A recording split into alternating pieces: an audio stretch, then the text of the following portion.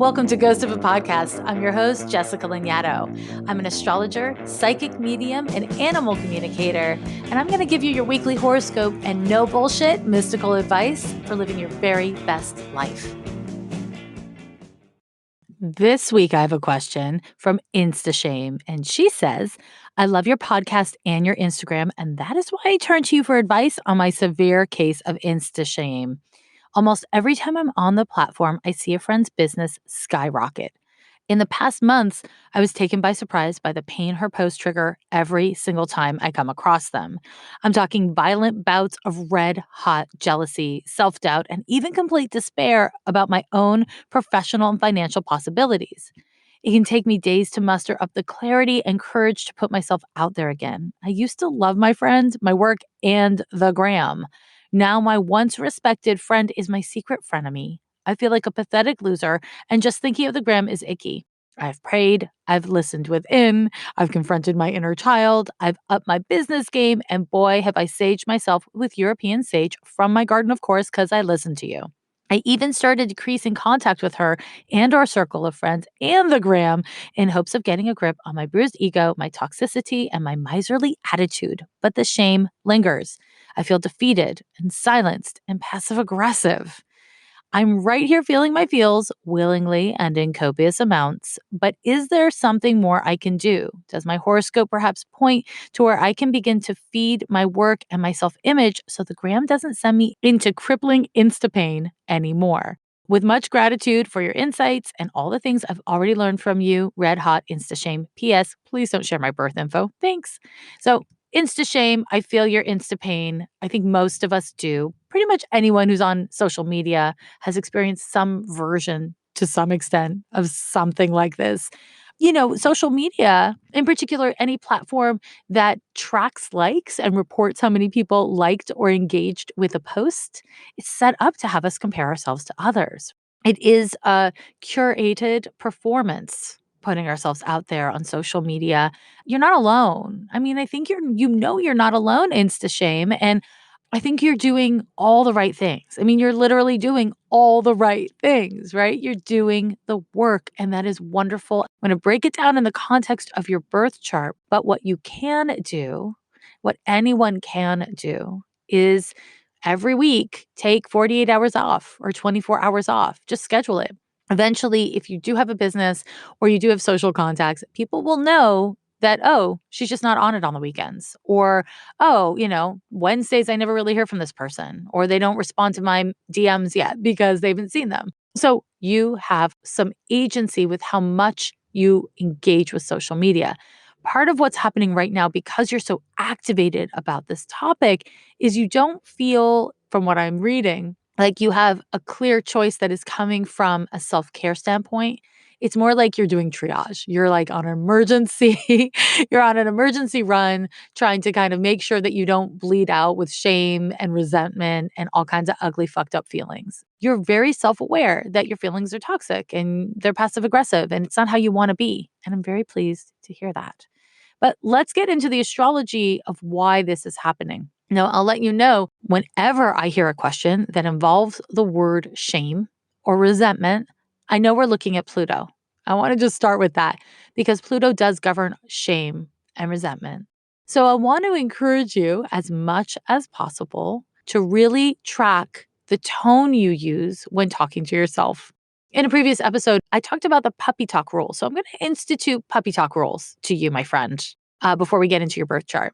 Think about the cutest puppy you can think of. If you're a cat person, think about the cutest cat you can think of. If you don't like animals, but you love human babies, think about the sweetest little baby face. And only talk to yourself in the same tone of voice and with the same language that you would talk to that adorable puppy kitten baby. Okay? This is not a way to be like baby talking yourself. This is a way to recognize that in your self-talk, you are creating the foundation for your attitudes, feelings, and actions. If you can find ways of engaging with your thoughts and feelings kindly and generously and responsibly, then it becomes easier to engage with your Instagram habits or with your friends or with your business and your goals in that same way as well. So it's a gift that keeps on giving. It's a growth thing, my friend. It's a growth thing. Let's get astrological. So, of course, I look for Pluto, and lo and behold, you are going through a really difficult Pluto transit right now. You are currently going through something called Saturn square to Pluto. Now, everybody goes through Saturn square to Pluto twice every 29 years, as all Saturn squares happen twice every 29 years, just fly. Saturn is squaring Pluto now, but it is also opposing your midheaven. And in your birth chart, you have a Pluto square to your midheaven. So, what this means is this tendency that you have to value your external success and markers of external success disproportionately highly in ways that actually don't serve you, right? This is part of your nature. Pluto square the midheaven in the birth chart does that. Just a few short years ago, and for all of time before that, that would be between you and the people who are directly impacted by your career, maybe, social conversations. But now because of social media, it's kind of wrapped up. Your brand is like a whole thing now. It's a whole goddamn thing, right? The good news is the situation is triggering the opportunity to heal something that has been within you your whole life. That is from either something you experienced as a kid or from something you witnessed in your parents as a kid. And it's time for it to go. It's time for it to transform. And so when we have Pluto, we have shame. And when we have Saturn, and again, Saturn is the transiting planet, we have the opportunity to step into responsibility with humility or to feel guilty and to double down. Happily, you are striving to have humility and take responsibility instead of doubling down, although I imagine you're also doing that as well.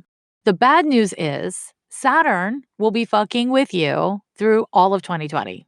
Okay. And it's not an easy couple of transits you're going through. Saturn opposite the midheaven, Saturn square Pluto. They're both difficult transits because they force you to really look at your own psychology, your own attitudes, and how it relates to your identity and your career. And on top of that, Saturn governs scarcity. It governs this feeling that there's not enough for me. So if there's not enough for me and you're thriving, then you're taking something from me. But it's not true. There's enough for all of us. Your friend's failure, your friend's success has nothing to do with your success or your failure. Whether or not you thought you were successful until you saw her business skyrocket, it doesn't mean you're less successful just because she's more successful than you right now in objective terms. We don't want to compare ourselves to others because it will always invite misery, but also because all things ebb and flow. None of her life path means anything about your life path unless you choose to make it about that. When we look sideways and we lose energy comparing ourselves to others, it causes us a great deal of pain and it does nothing to advance our cause. It does not take anything from anyone else. It just screws up the flow of your own life. Now, again, I think you know all this stuff. You're doing all the right things, you're taking all the right steps, and you're probably not seeing a whole lot of development or growth with this because Saturn is slow. You plant a seed and then nothing happens. You water the part of the ground where you planted the seed and nothing happens. And then eventually, tiny little nothing green thing comes through. What is that? Can't eat that. That's not a plant. That's not a tree. It takes for damn ever for something to grow. I live in California, and 5 years ago, I planted a pomegranate tree. That's right. And it was not until last year that I had my first glorious pomegranate that I could pluck from the tree. It was amazing. And I cut it open, joy in my heart, lightness in my step, and it tasted like garbage. It was a garbage pomegranate, okay? But it'll take a couple years for the fruit to be sweet. Growth takes time. To grow, to develop, it takes time. And these Saturn transits are going to take a year. It's off and on throughout the year, but it's a year. And so the opportunity here is for you to take steps and to give yourself permission to be in struggle with it. I'm sorry. Additionally, starting in January of 2019, you entered into a very testing Pluto transit. And so you said that this has been going on for a few months, but I can't help but wonder if this has actually been going on for closer to a year because Pluto started to square your ascendant in January of 2019. It will be over on December 26th of 2020. So you got all of this year again to deal with this stupid transit. And I'll tell you what it means in a moment. But before I do, I'll also say December 29th through January 22nd, Saturn was squaring your ascendant. So we had in December, at the end of December, both of these planets, Saturn and Pluto, forming a difficult aspect, a square to your ascendant from the bottom of the chart. And so if you weren't feeling these kind of compulsive comparison feelings and this insta-shame and insta-pain all year in 2019, then it probably started in December when Saturn came and joined Pluto.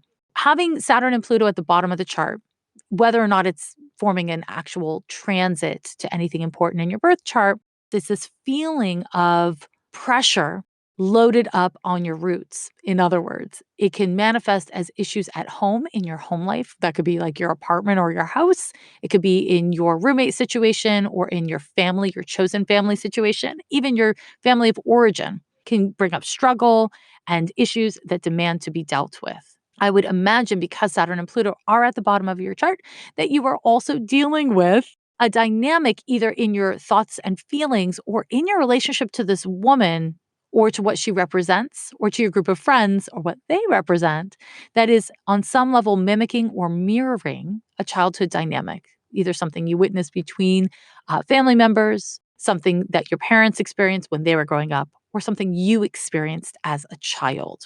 So that's just Saturn and Pluto at the bottom of the chart stuff. Now, the transit of Pluto square the ascendant, and I should say that your ascendant has a Pluto conjunction to it. So while these transits aren't specifically about your Pluto, they are hitting your Pluto at the same time. They're engaging the compulsiveness and the resentfulness and the competitiveness and the anger and the shame of Pluto. Also the ambition and the capacity to transform and to heal of Pluto. What happens when Pluto forms a square to the ascendant is deep, pervasive Plutonian issues start to come up around your identity. And because your identity, aka your ascendant, is in Libra, it does have a lot to do with your relationships and what you feel they reflect about you, either to the world or to yourself. Libra rising tends to be a bit passive aggressive simply because it's hard for you to be assertive in a way that is unpleasant or conflictual. It's uncomfortable for you. Now, this transit is trying to get you to step into power. Power isn't power over. Power is the capacity to step up with responsibility. It is the capacity to be in your wholeness, to be your full self without compromise that is not unhealthy or unwarranted. Power is a complicated thing and it looks different ways in different situations and for different people, different contexts, right? But stepping into your power is a difficult thing to do without defense, without resentment, without guilt, or without ignoring the needs of others. And this is where you are struggling to find your sweet spot, what is healthy and appropriate for you. It is important that you understand that a rising tide lifts all ships. Now, unfortunately, when Saturn came and squared the ascendant, what happened was you started to feel this great scarcity, like there wasn't enough for you because Saturn does govern scarcity and depression. It makes you feel alone. So I'm going to give you homework, my friend, because these transits are going to last you throughout the year. So you can't just will for this to go away. You're doing all the right work. You're doing all the right work. I'm very, very proud of you. There's one thing I would add to your mix. Where are you going to put that anger, girl? Where are you going to put your anger? Find a place to bring your rage, not to conceptualize it, not to make peace with it, not to understand it, but to release it, to experience it and release it. Find something that gives you a sense of catharsis. Punch a heavy bag. Ooh, fun. But find something that you can do where you don't have to apologize. You don't have to engage with other people, but you get to experience and express your rage, your anger. You get to experience it and express it, like off-gassing it. I want to encourage you to engage that part of you because you are entitled to feel the full spectrum of your emotions, my dear. You are actually entitled to feel all forms of pain that you feel. We get into trouble when we repress or overexpress our emotions. Where is the line between I feel shitty feelings and this is toxic? If it is poisonous to your system, as you name it, and poisonous potentially to other people's systems, right? Then find a way to off-gas it, to release it, to get rid of it, right? You can. It is possible. It is slow, it is painful, and it is a little scary. But I really urge you to do it. Use your body. Your body is actually part of your psyche. It's part of your spiritual vehicle. It's part of your heart. Use your body as a point of release for gross, awful, shameful, shitty feelings. It helps. There's no magic bullet here, but it really helps. Now, my dear, I'm very grateful that you wrote me this question. I hope you continue to do the work and that you're patient with your progress.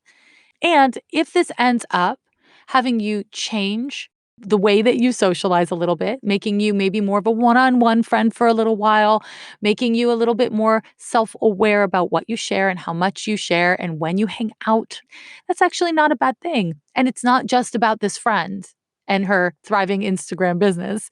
It's about your transits and it's about your own development. So always be curious about what you can learn from what you're experiencing and craving in your life. You've got this. You've got this. Not easily, not quickly, but you've got this. On Spotify, you can listen to all your favorite artists and podcasts in one place for free. You don't even need a premium account. Spotify has a huge catalog of podcasts on every topic, including astrology. On Spotify, you can follow your favorite podcast so that you never miss an episode, and premium users can download episodes to listen to offline from wherever you are. You can easily share what you're listening to with your friends on Instagram. Just go ahead and download the Spotify app, search for Ghost of a Podcast on Spotify, or browse podcasts in the Your Library tab. Also, make sure to follow me so that you never miss an episode. The Wet'suwet'en Nation in northern British Columbia, Canada, need our help. We have a situation very similar to Standing Rock. The 5 highest-ranked hereditary chiefs who represent the nation are unanimously against the construction of a natural gas pipeline through their territory. Wet'suwet'en families who live in the path of construction have halted the project. However, the government continues to support the pipeline construction. The Canadian government is literally breaking their own laws, as well as international law protecting Indigenous human rights. Coastal GasLink is aware of the laws being broken and is counting on the nation not being able to afford the legal costs of taking them to court for the 10 to 15 years that it will likely take. Our greatest strength right now is our united effort to show our support across social media and to raise awareness in our own communities. Please follow and repost Get 'em Done Checkpoint on Instagram. That's GIDIMTEN_checkpoint. And also please consider donating to the legal fund or to the camp. Visit yintaaccess.com for more information. YINTAHACCESS.com. Every post, every single person who speaks up on this matters. Thank you. It's time to strap yourself in, puppies, because we have quite a week ahead of us, and I got a lot to talk about. I promised you that I would talk more about the transits that you started to feel on the Saturday, even the Friday, 6th and 7th, but you're now feeling exact on the 8th. We have a Sun conjunction to Neptune and a Venus conjunction to Uranus. Now, the combination of both of these transits is anxious. It's jumpy. It can be defensive. It can be paranoid. What is likely to happen at this time is you feel really off. And the way that you feel off can trigger disassociation, anxiety. Basically, Neptune brings up what you don't know. And a lot of it is about yourself because of the sun's involvement. But because Uranus is involved and Venus, it's also going to bring up relationship issues, uncertainty around how you relate and who you relate to, what you care about, what others care about. And so if you find that other people are acting weird or doing things that don't really make sense, try not to take it personally, you know? And if you can, I would encourage you to put off dealing with it for a couple days until after this transit and honestly, the full moon on the 9th passes. This is not a great time for coming to clarity about things because you and me and everyone else doesn't know what the fuck is going on. We are all likely to respond to this energy in a way that is a little out of character or surprising or inconsistent or just weird. And so if you can make efforts to accept that everyone's in it, and that doesn't mean you're isolated and it doesn't mean you're screwed. It means everyone's in it and nobody knows what they're doing. If you can accept that things are not fair. They're not always about you. Even things that happen to you from other people very specifically are not even always about you. We all have a tendency to act in ways that are not consistent with how we mean to be when we're scared, when we're paranoid, when we're anxious, when we're restless. And those are the exact energies that are at play. And these transits are likely to impact your relationships. And not in the most awesome way of all the awesome ways in the world. I am afraid. I am so sorry. You may be questioning, what am I even doing? Am I abandoning myself? Am I like actually not getting what I need at all? Or you might go in the other direction. Am I asking for too much? Am I screwing someone else? This question of, is this too much or not enough, is really compelling around this date. On the 9th, we have a little bit of good news because Mercury goes station direct. It is no longer retrograding. Yay, us. Yay, us. It's been a little annoying. But the other thing that happens on the 9th is we have a full moon in Virgo. It's at 19 degrees, 37 minutes. That full moon will be exact at 10:48 a.m. Pacific time. A couple words on this on a brief, and then we get real specific. So full moons always happen when the sun and moon are exactly opposite each other. We have generally around one full moon per sign per year. This one is in Virgo, just in time for the coronavirus to be on everyone's minds globally, really. And Virgo is the sign that governs many things, including physical health, hand washing, and other mundane day-to-day self-maintenance details. This is really important for us to be talking about on a lot of levels for a lot of reasons, but full moons are always a time when emotions come to surface. It's always a time where we are meant to confront an emotional cycle.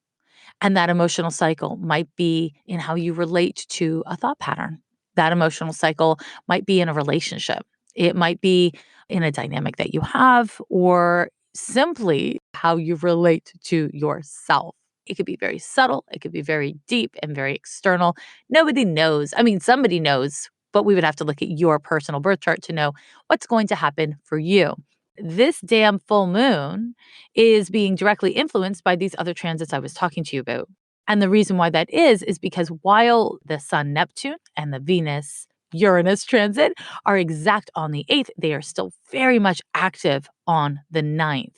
And this is no joke. My friends, my friends, my friends, this is no joke. So, what this means is that full moon is also opposite Neptune.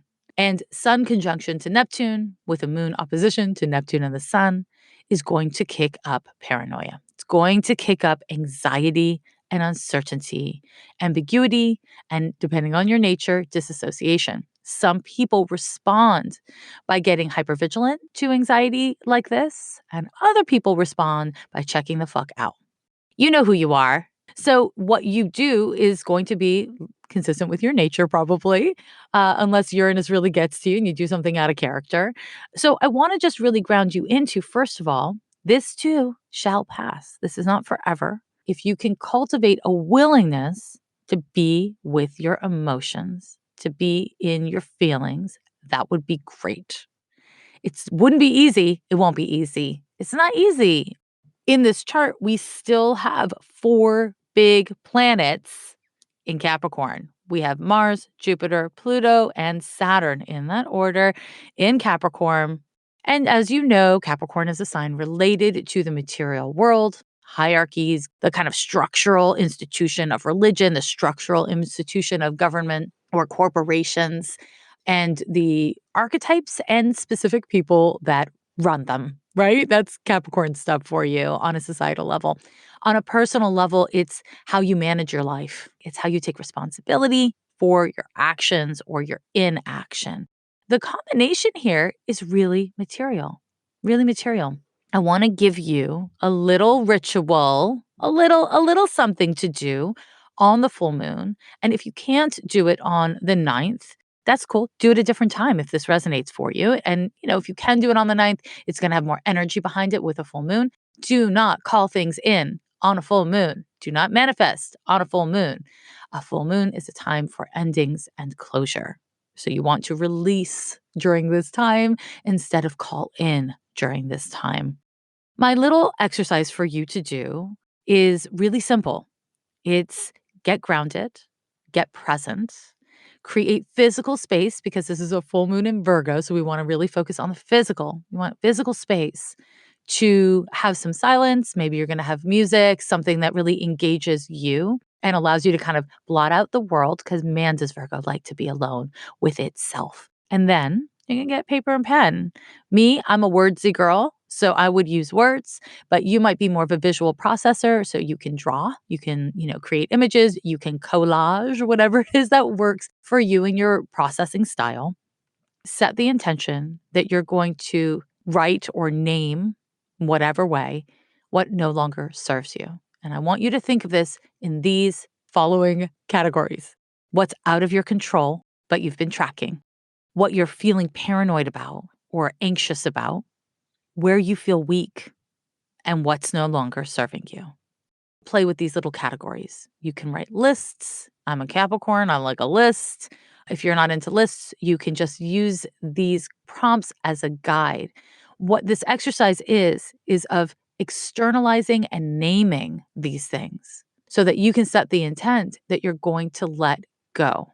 And if you're totally ready to let go of these things, what you might do is take, when you're done, a black Sharpie and block it out and then tear it up to pieces. That's a fun exercise. I love doing that on full moons or when I'm trying to release things in general. If you're not ready to let go of those things because it doesn't feel right, you're just not there, that's okay. What you can then do is stick it in a Ziploc or some sort of bag, some sort of receptacle, and stick it in the freezer. Put it on ice for a month and come back to it. You can stick it on your altar if you have one. And when you stick it on your altar, set the intention that you want to bring awareness to the ways in which you are invested in or attached to what's no longer serving you. And that awareness will allow you to keep on checking back in and reorienting your attachments, reorienting your thoughts and your feelings.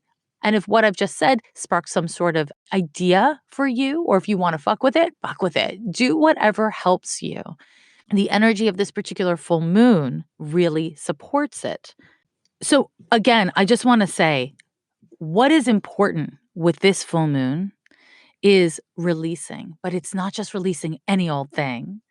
It's really looking within and releasing the thoughts, the feelings, the attachments, the compulsions, the mental and emotional habits that are inhibiting your best self or your happiness or, dare I say, your peace.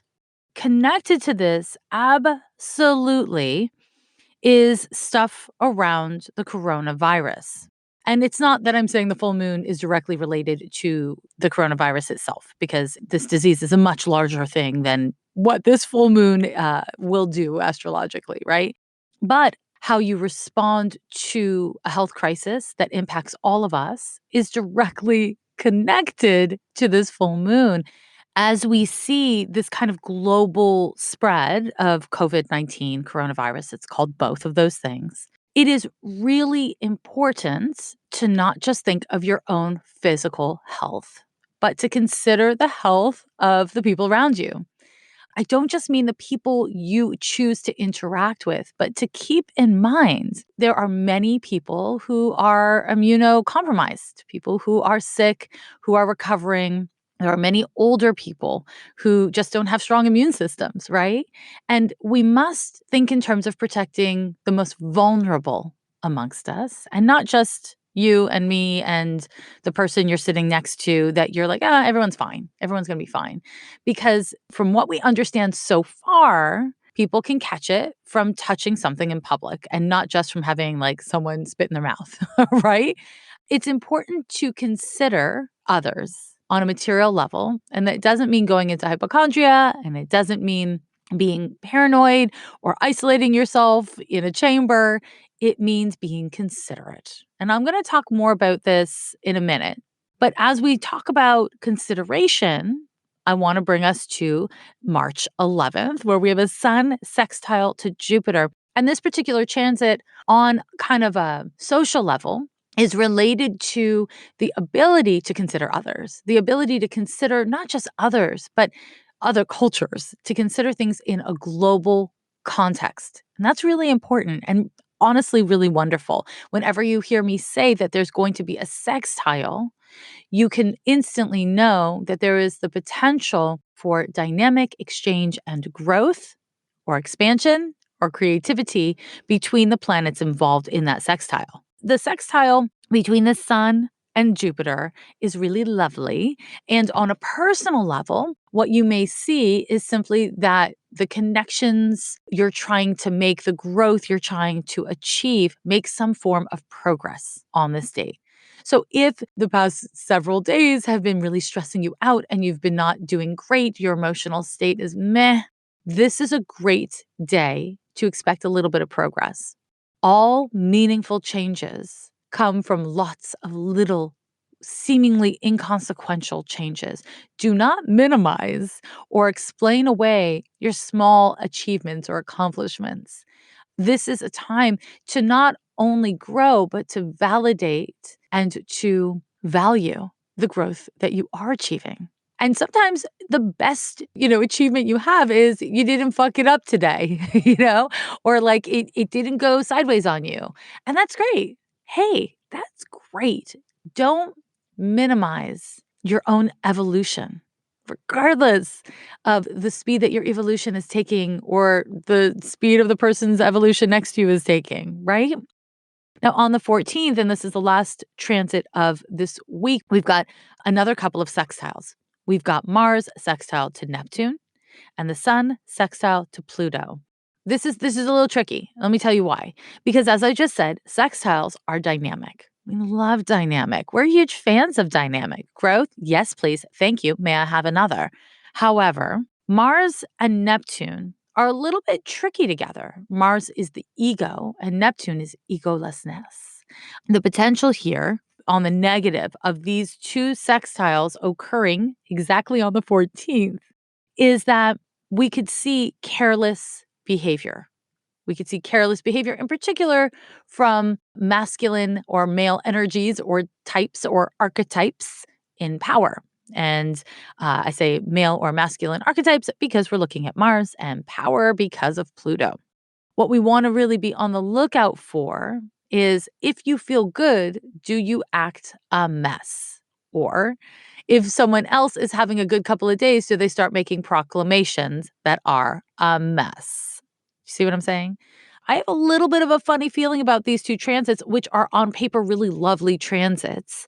And so I want to really encourage you to make sure that you don't essentially pull a George Costanza. And if you don't know who George Costanza is, I simply cannot help you, my friend. But don't pull a George Costanza where you're either the biggest piece of poop at the bottom of a person's shoe or arrogant and just stop listening. The way that these sextiles, these particular sextiles, will help you to thrive the most is if you don't only use it to advance yourself in whatever way, but you use it to listen better. And I'm not talking about listening analytically, that's more Virgo moon stuff. This is viscerally. It's paying attention to the actions of others, listening to your body's information. What is your body saying? Trusting in your ability to make connections.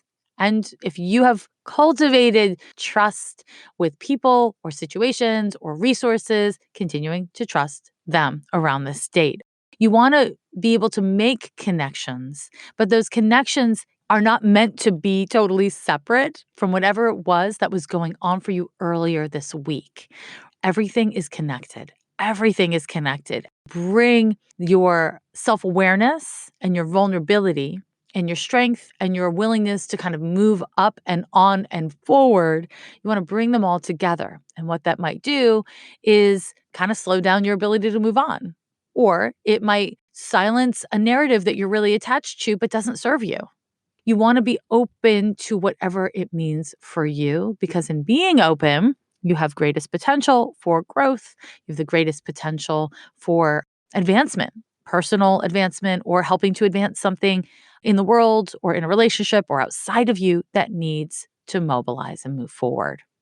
Now, I want to say a few more words about the coronavirus, but associated with that, my friends, if you are getting the bulk of your information about the virus from people like me, astrologers, spiritual people, people on social media, then I want to redirect you because this is a really valuable time to be listening to scientists. Trust science. I'm going to put in the show notes of this episode a bunch of resources that I think are really valuable. From an astrological perspective, the coronavirus is going to be impactful. It is intertwined with globalism. And there is an astrology to this virus, but it is not the time to listen to astrologers on this primarily. So I'm not going to get into the astrology of this because I don't know how useful it is. But I do think what is useful is to think like a global citizen. Consider other people and not just yourself. We are all in society together, and there are people who are immune compromised. We want to be really, really conscientious around this. So I want to give you some of my hot takes, really practical. Again, listen to scientists and doctors. If you are going to wear a mask, it should be N95 rated. Here's a fun fact, though. Those masks have to be fitted to your face in order to be really reliable. And if you're not sick, you don't need to be wearing them. That's what the experts are saying.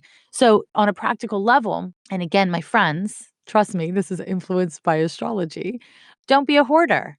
There's no energetic spiritual flow in hoarding. Don't hoard your resources. Have as much as you need. Prepare. This is a good time to prepare. This is a good time to have what the experts are saying is 3 weeks of food and water stored, like an emergency store. And a lot of people can't afford that or don't have the physical space in their homes to do that. Do what you can. If you're the kind of person who does have the financial resources to do that or the physical space to store extra, rice and beans and whatever else you might put in your emergency kits, and you can have extra, set the intention that you're going to be willing to share. This is really important as a society that we are thinking as a community and not just about our individual needs. Wash your damn hands. Wash your hands. 20 seconds of washing your hands. There's videos all over the internet about, the songs you can sing as you wash. It's the happy birthday song twice. It's the chorus to Raspberry Beret. If you're going to be in public and you're going to be touching stuff, don't touch your face. Don't touch your mouth. Don't touch your nose. And wash your hands. And think about boosting your immune system. Think about what you can do. Vitamin C is a really simple one. Understand that your health is not just about you. If you ever leave the house, it is about the world around you as well. Now, I'm going to give you a spiritual take on how to relate to these things because many people, when they think about prepping, like having emergency supplies, it brings up terrible fear for them. Many people, when they think about engaging with something like, a virus where it's not really clear how it's spreading and it's not really clear how destructive it's going to be for human life and for the economy, it sparks fear and anxiety, which actually doesn't bring out the best in us, right? I'm going to give you this little spiritual homework, and it is this. Turn all of your routines into rituals. What that looks like is when you are washing your hands for those 20 seconds, something you can do other than the happy birthday song times 2 is a prayer. Find a mantra or a prayer that affirms your wellness and the wellness of others, that affirms something that you've been working on. Turn this into a time of spiritual reflection or, more specifically, reinforcement. Reinforce spiritual concepts or spiritual values that are important to you. That might look like aligning yourself with the truth or calling something in or sending something out, whatever feels right for you. What I want this to be for you is a time for reaffirming your investment in your wellness, but also the wellness of others. Finding your agency, if you do decide to get emergency supplies, which honestly I have done. I live in the Bay Area where we have earthquakes, so it's not outside of how I was already thinking and how I already lived. If you do decide to get emergency supplies, it doesn't have to be acting out of terror or investing in something negative. It can be an investment in your own wellness and your ability to care for others. Sharing is a spiritual value. Hoarding is a block to spiritual value. And I don't mean this to shame people who have hoarding behaviors or tendencies. It's not about that. It's about recognizing that when we have flow, things can come and go. They ebb and flow, right? But when we don't have flow and when we put something away and then we get more and more and more of that thing, what happens is we stop the flow. We don't even get to kind of engage with the things we have because we've got too much of that thing. So it becomes too dense. Now, I know that these are some scary times, and I think that how we relate to each other, which is something I talk about on the podcast all the time, how we're all in this together. This virus is a really meaningful and material opportunity to see how that is true. How democratic is this virus? Very, very democratic. Anyone can get it anywhere in the world. That's what's happening. Being willing and able to engage with it, not just for yourself and for your immediate family or friends, but with consideration for the world around you. That right there is so much of what we've been talking about on this show. So yeah, be considerate. Stay associated. Do your best. Don't torture yourself with the stress of what you cannot control, what you cannot know. But take proactive action around what you do know and what you can control. That's the move, my loves. That is the GD move. GD means goddamn. If you want more content, I have a Patreon page and I have a monthly Healing Helper series. Sometimes it's Ghost of a Podcast bonus episodes. Sometimes it's videos. You can see the face. You can see the face. And this month I have one that I'm excited about and I hope you would be too. So yeah, go check it out, my friends. If you haven't already, I do encourage you to subscribe to my podcast. Why wouldn't you? Huh? Subscribe, star it, write me a review. It makes a big difference for a tiny little independent podcast like my own. If you have my book, Astrology for Real Relationships, and you're enjoying it, please, again, wherever you bought it, go forth and star it. Give it 5 stars while you're at it. Write a review. It is super, super helpful. And I guess just take care of yourself and others. Cough into your elbow. Don't cough into your hands. Elbow bump with humans instead of shake hands. Do little things that are life affirming, that are positive, and also reflective of the reality we're living in. Until next week. Bye. Every year they say the end is near.